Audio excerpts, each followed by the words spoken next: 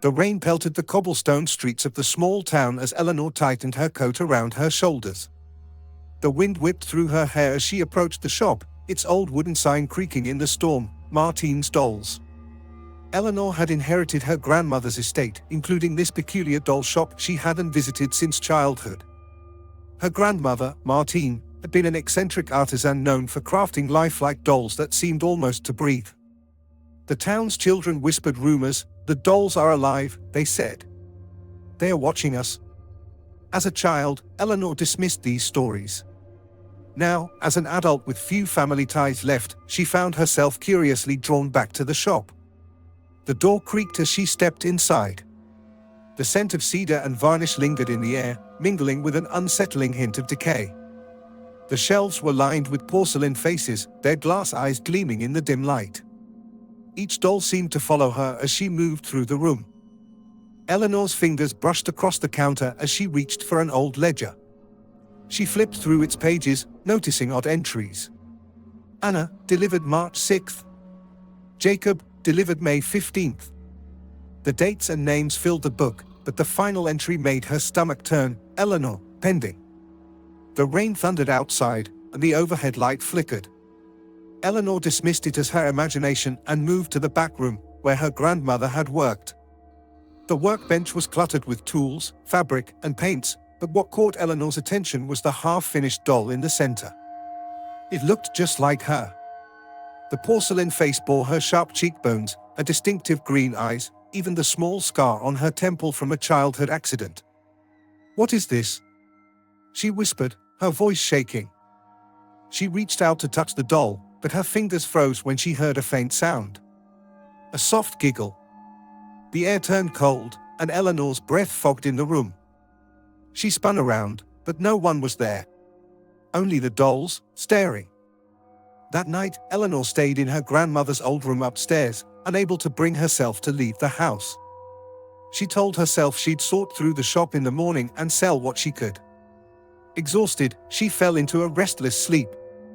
She dreamed of her grandmother, standing in the workshop with the doll that looked like her.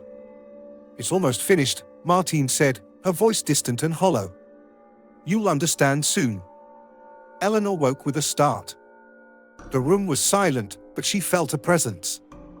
Her eyes darted to the corner, where the half-finished doll now sat in a chair, staring at her. She hadn't brought it upstairs.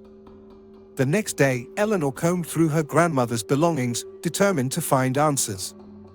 In a locked drawer, she discovered a stack of letters and photographs. The letters were from grieving parents, thanking Martine for bringing their children back.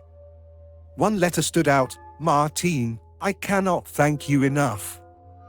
My sweet Anna is back. Her laughter fills the house again, and it's as if she never left us. You are a miracle worker. Enclosed is the remainder of the payment." Eleanor's hands trembled as she read. The photograph attached showed a little girl holding a doll that looked identical to her. She sifted through more papers until she found an old journal. Martine's handwriting filled the pages, detailing her art.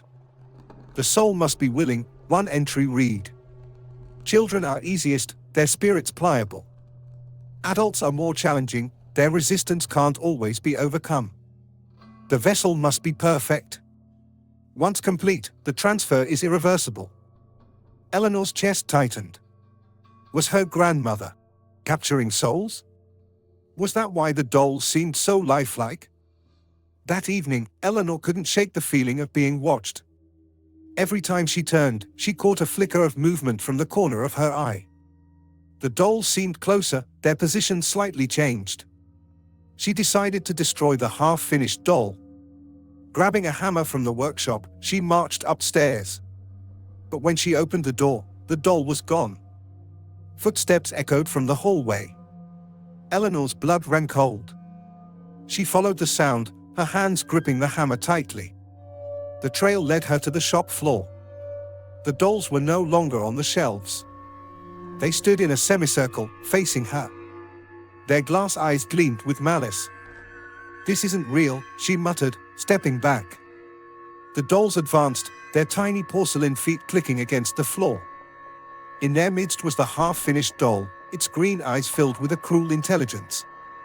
"Why are you doing this?" Eleanor screamed. The half-finished doll spoke, its voice a chilling echo of her grandmother's. "It's your turn, my dear." The final masterpiece. The dolls surged forward. Eleanor woke in the workshop, strapped to the chair. Her limbs felt heavy, her movements sluggish. She looked down and screamed. Her hands were porcelain, her joints segmented. She was becoming one of them. The last thing she saw before her vision faded was the half-finished doll, now fully complete, standing over her. Her twin. It smiled. The next morning, the townsfolk noticed that Martine's dolls had reopened. In the window sat a new doll, eerily lifelike, with sharp cheekbones and green eyes. The sign below it read, "Custom orders welcome."